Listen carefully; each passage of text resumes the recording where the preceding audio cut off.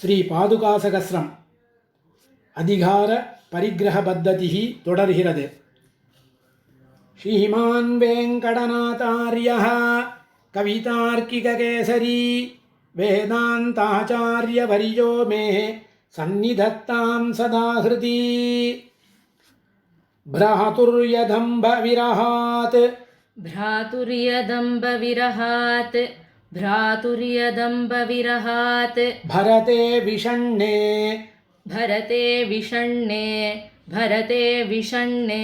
दाक्षिण्यमाश्रितवती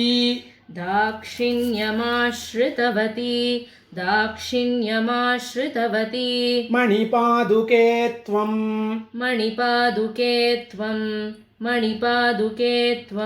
आसीत् अशेष जगतां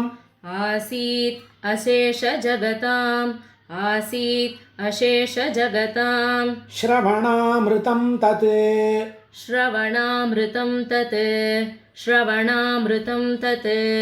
वाचालकाहळसहं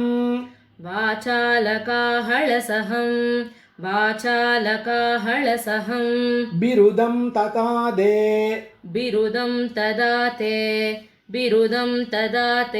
राज्यं तदा दशरथात्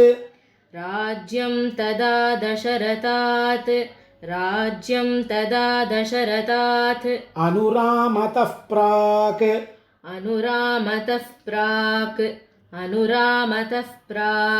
बिभ्राणया चरणरक्षिणी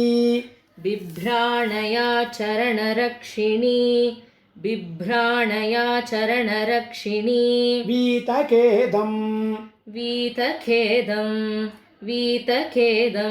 तुल्याधिकारभजनेन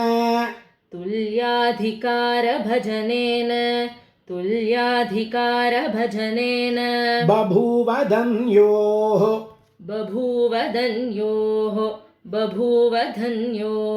वंशस्त्वयाम्ब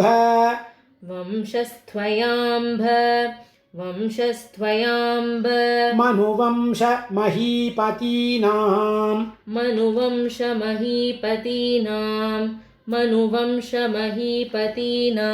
वर्षाणि तानि वृषलोः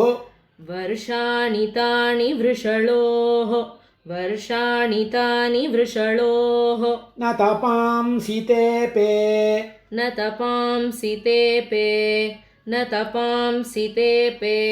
बालो न कश्चिदपि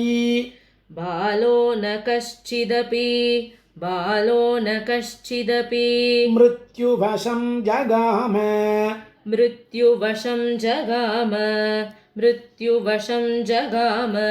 राज्ये तवाम्ब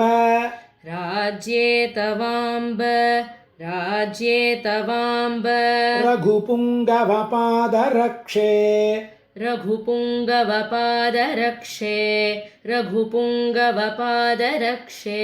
नैवापरं प्रतिविधेयम्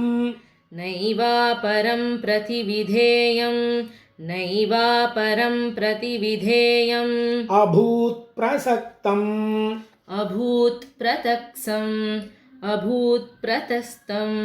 विश्वं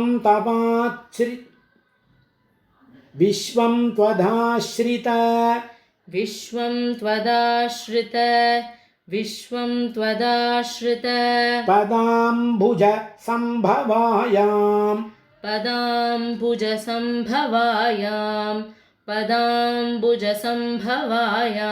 यस्यां प्रतिष्ठितमिदं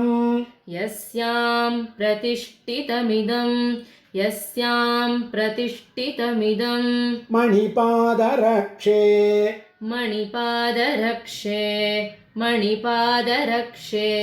आसीत् अनन्यशरणा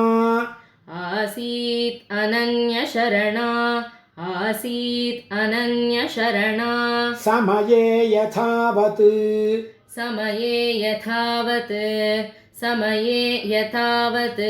सापि त्वया वसुमती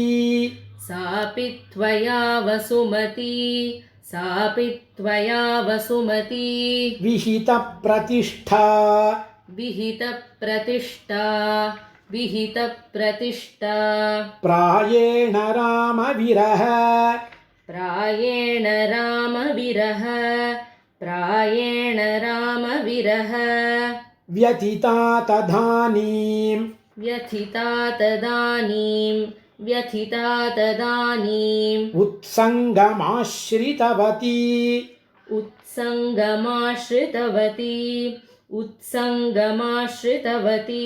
तव राज्यलक्ष्मीः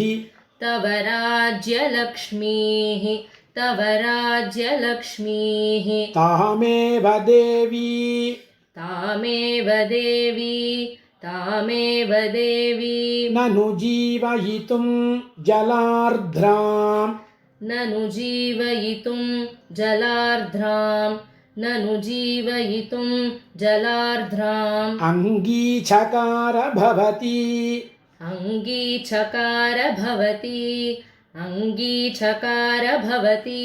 भरतोपनीताम्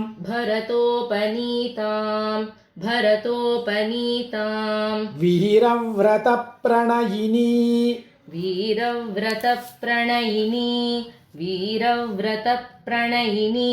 प्रथमे रघूणाम्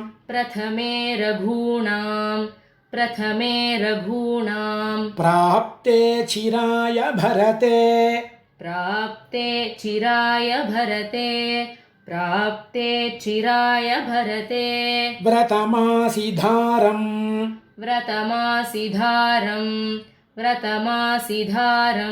त्यक्त्वा पदावनि तदा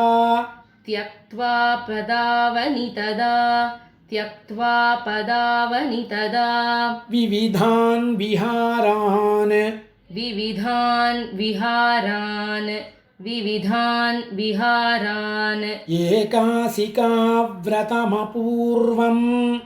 एकासिका व्रतमपूर्वम् अवर्तयस्त्वम्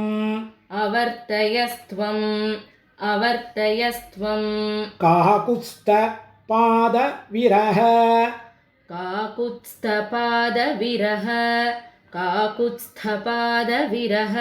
प्रतिपन्नमौनाम्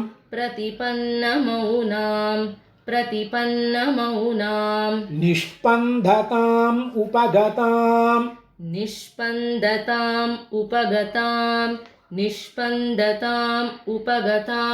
मणिपादरक्षे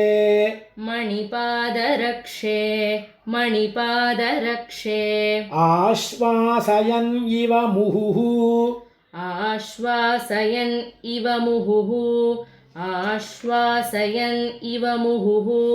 भरतस्तदीनाम्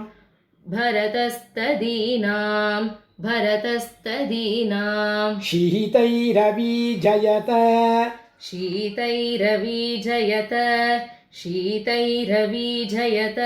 चामरमारुतैस्त्वाम्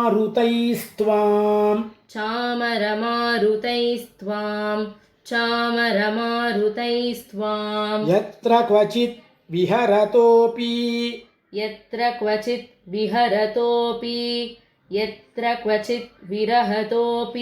पदारविन्दम्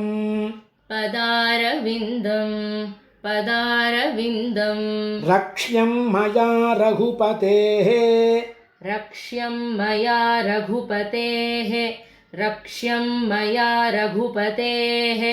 इति भावयन्त्या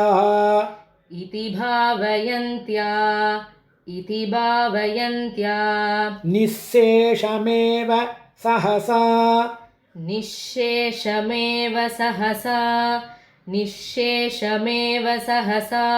मणिपादरक्षे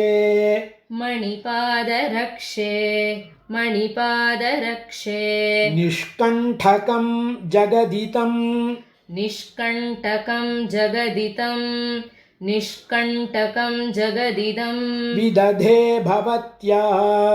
विदधे भवत्या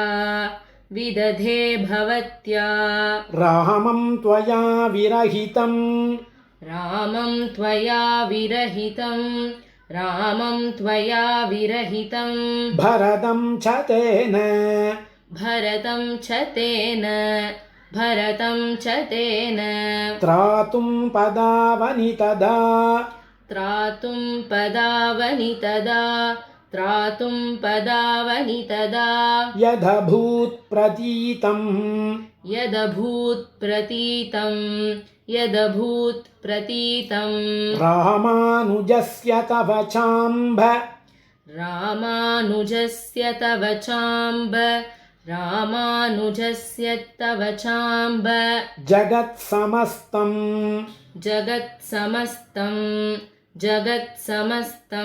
जागर्तितेन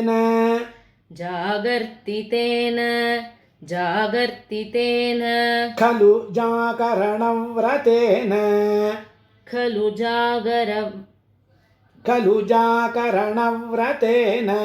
खलु जागरणव्रतेन अन्तःपुरे परिजनैः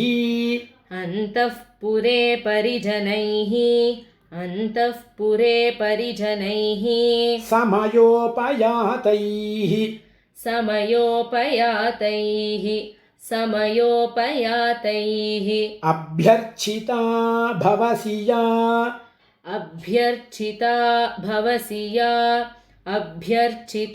भवसि या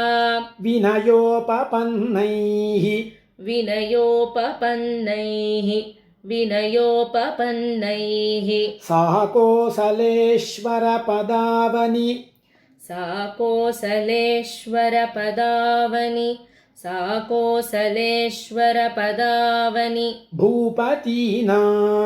भूपतीनां सङ्घट्टनं मकुटपङ्क्तिभिः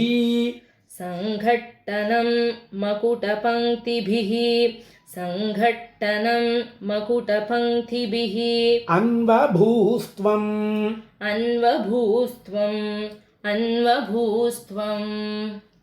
कवितार्किकसिंहाय कल्याणगुणशालिने श्रीमते वेङ्कटेशाय वेदान्तगुरवे नमः।